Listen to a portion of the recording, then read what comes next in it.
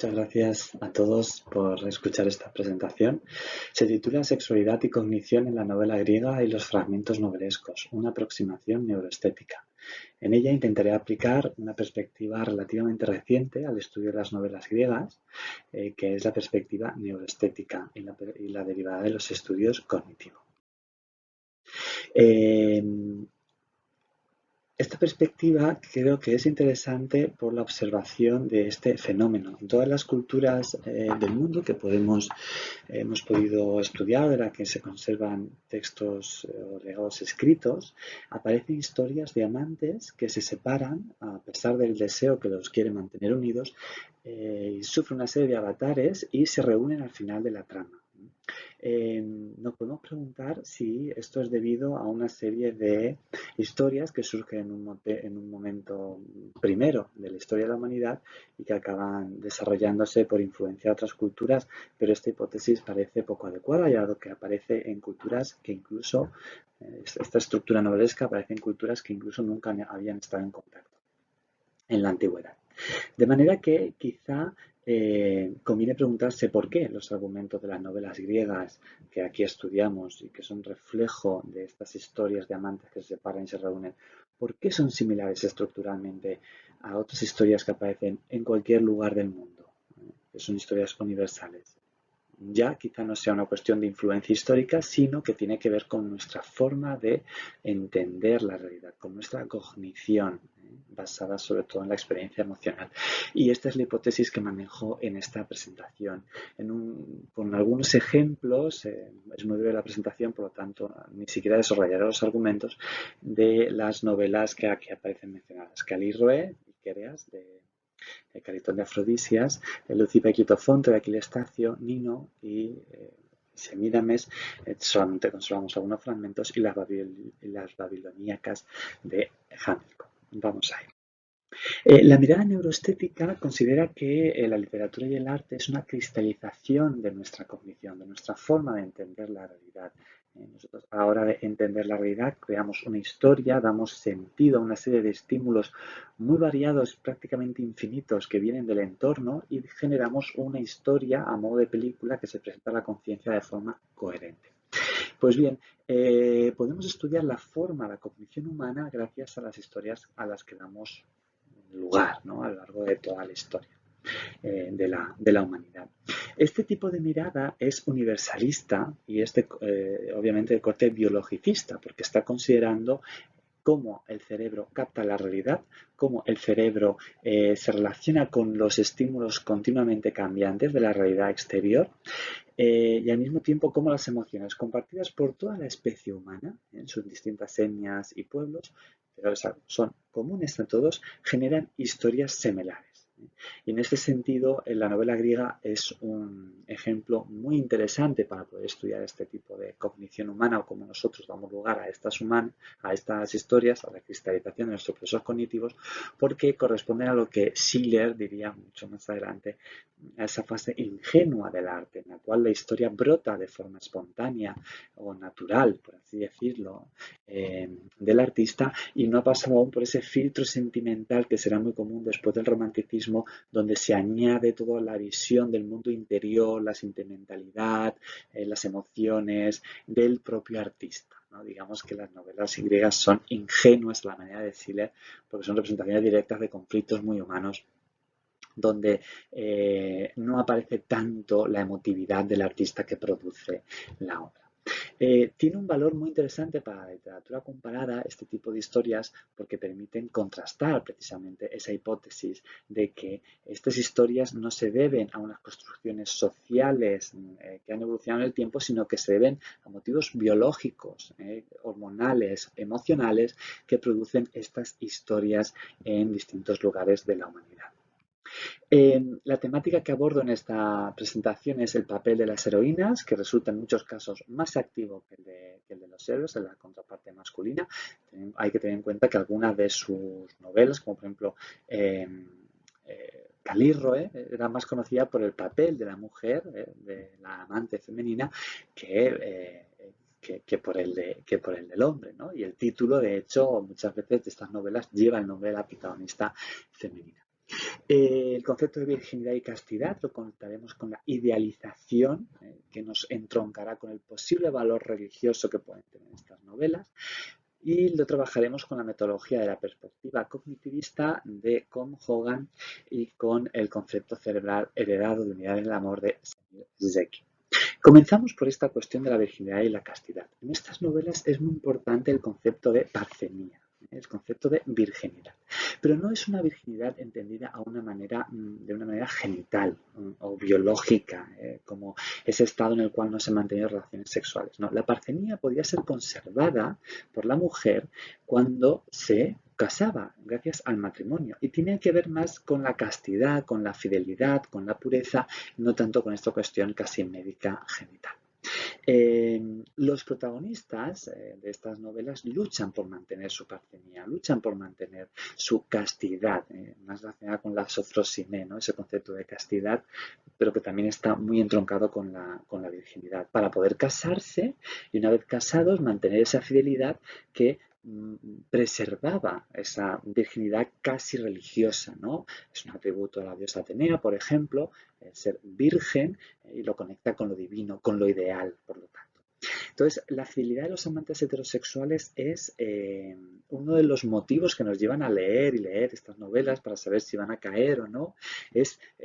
Casi todas las novelas son completamente fieles. Hay un gran desafío para romper esta fidelidad, sobre todo más para las protagonistas femeninas, lo cual les da un papel muy activo a la hora de diseñar de qué manera escaparse de las tentaciones que tienen para poder sobrevivir y para poder llegar a encontrarse con el amante. Porque estas novelas griegas, como decíamos, son ejemplos de esos prototipos de novelas en los cuales dos amantes se encuentran en un momento y se enamoran súbitamente, normalmente.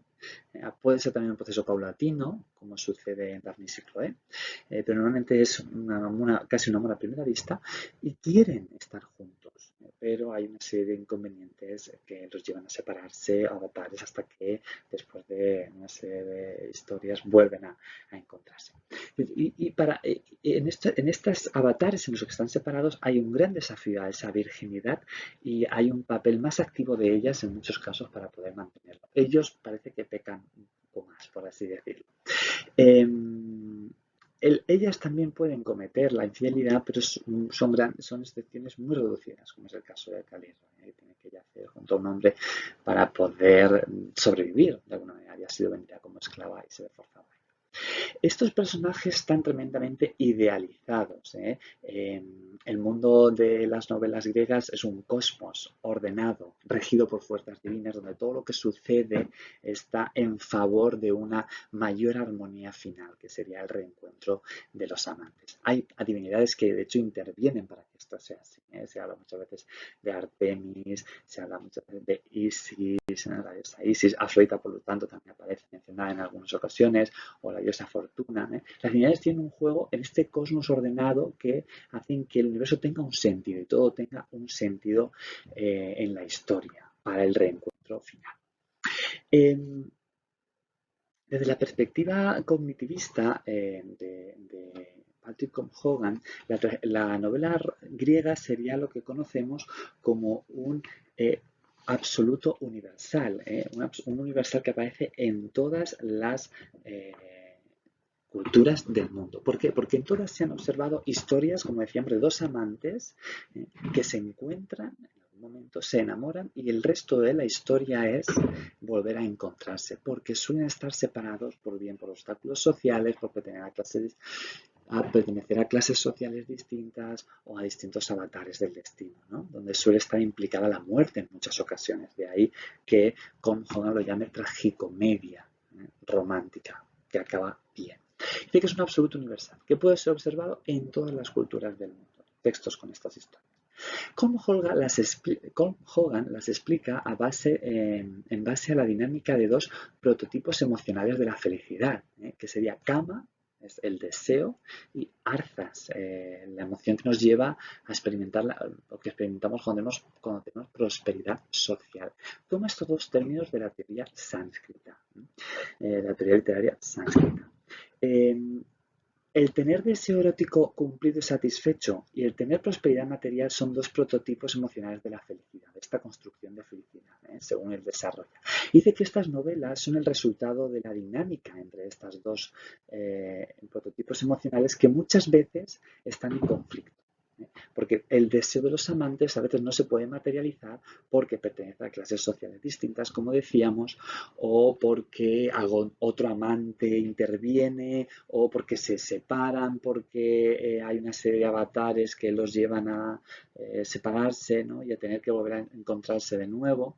Y ahí está el desarrollo estructural, ¿no? El volver a encontrarse. Y esto sucede, repito, dice Tom Hogan, en todas las culturas del mundo. Un ejemplo sería el de Leucipo y Clitofonte, la novela de Aquilo Stacio. Fijaros cómo habla Clitofonte sobre esta cuestión, ¿no? Él desea a su prima, pero no se puede casar con ella porque su padre lo impide. Entonces él dice, estoy en medio de dos formas opuestas. Es un pleito entre Eros, cama, y mi padre, el poder social, el bienestar, la familia, el rol social, ¿no? La prosperidad asociada a una clase social distinta en algunas ocasiones. Dice, el uno está ahí plantado con el poder que le da mi respeto, está el otro arrellanado atizando la candela, ¿no? En esa metáfora del amor como fuego tan típica.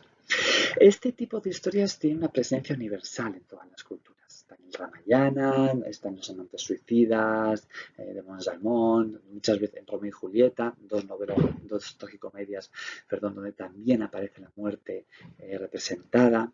Y en todos ejemplos de novelas y fragmentos novelescos griegos con historias de amor. Y esto es lo que lleva a Tom Hogan a afirmar que son universales y que nacen de esta dinámica emocional experimentada por todos los ejemplares de la especie humana.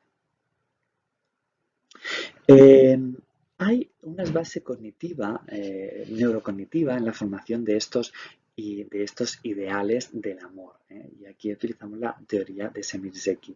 Él nos habla de dos tipos de conceptos, el cerebrales, el heredado y el adquirido. El cerebro, en su esfuerzo por estabilizar una realidad continuamente cambiante, filtra lo que experimenta en esa realidad, lo que le llega a los estímulos internos, mediante dos tipos de conceptos. El heredado sería algo biológico con lo que hemos nacido. Por ejemplo, la constancia del color. Sabemos que una hoja verde refleja más luz roja en el crepúsculo que en el mediodía y sin embargo la seguimos percibiendo verde porque el cerebro asocia la constancia del color a esa hoja. Es un concepto heredado. El adquirido es un concepto sintético que se obtiene mediante la extracción de ciertas experiencias que tenemos a lo largo de la vida humana y, por ejemplo, genera un ideal de la persona de la que nos queremos enamorar, por ejemplo. Es algo que se va desarrollando y que va evolucionando históricamente. Pues bien, Semir-Zeki propone que hay un concepto heredado, biológico, que es el de unidad en el amor, mediante el cual dos amantes, dos personas que se quieren, anhelan unirse y estar juntas.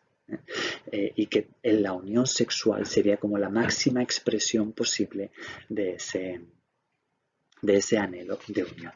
Él dice que es un concepto heredado y en esto se opone a todas las teorías posmodernistas o posmodernas sobre el amor, porque aparecen en todas las culturas del mundo, aparecen de nuevo, como decía con Hogan, aunque él no lo menciona, ejemplos de amantes que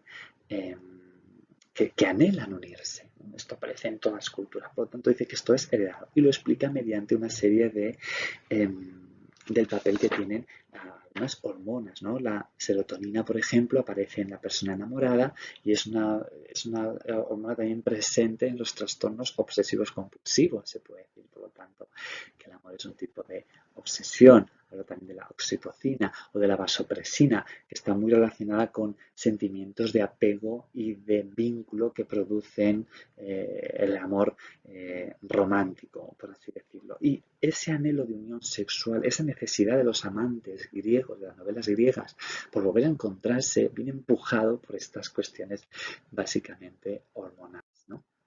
Y pasamos ya a esa parte relacionada con la sexualidad. Esta preservación casi absoluta de la castidad, de la sofrosiné, de de esa pureza casi moral, es algo fundamental durante todas las historias de estas novelas. Por ejemplo, Nino, en un fragmento que conservamos de la novela, dice, se quiere casar con su prima, Semíramis, y dice que podría haber satisfecho con mil placeres su deseo, pero que no lo hizo porque habría hecho más débil su deseo hacia Semíramis, con la cual se quiere casar, ¿no? Entonces, de alguna manera, los personajes son idealizados en el sentido de que apenas tienen mancha, ¿no? Y bueno, incluso aparecen pruebas de fuego, no en las novelas griegas en general, pero se habla de prueba de fuego sobre todo por un episodio del Ramayana, ¿no? En que Sita tiene que demostrar que ha sido fiel a Rama durante su cautiverio del demonio Ravana. Rama no le cree y los dioses invocan un fuego para que ella atraviese ese fuego y efectivamente sale salva, ¿no? del paso por las llamas.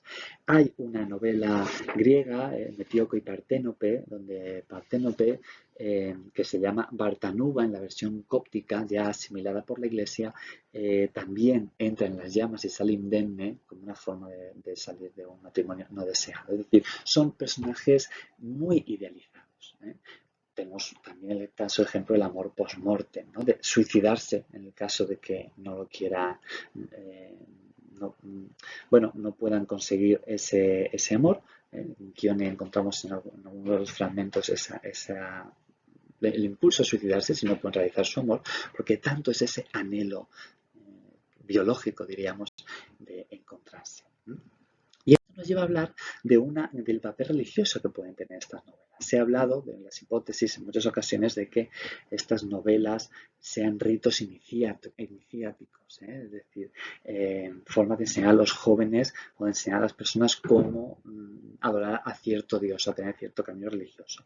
Desde luego en el Ramayana es un ejemplo de cómo Rama, al ir a encontrar a Sita, ellos son avatares de dioses, del dios Vishnu y de su consorte. Por lo tanto, estas novelas donde un amante encuentra al otro tienen un valor religioso muy claro en el hinduismo, pero es que también lo podrían haber tenido en las novelas griegas. Es una hipótesis que tiene sentido de alguna manera seguirla porque se comportan de forma ejemplar, casi invocan a los dioses y son personajes completamente idealizados. La heroína en este caso, decíamos, tiene un papel mucho más activo porque suele tener más difícil preservar su castidad. Es importante el concepto de constante simetría sexual. Tanto la mujer como el hombre son sujeto y objeto de deseo. En Daphnis y Chloe, por ejemplo, tenemos a Chloe observándole a él bañándose. Y siente ese deseo, en primer lugar, hacia él. O sea, la mujer también siente deseo. Son novelas que en ese sentido serían muy modernas, porque luego la mujer pasó a tener un papel mucho más pasivo en la modernidad occidental.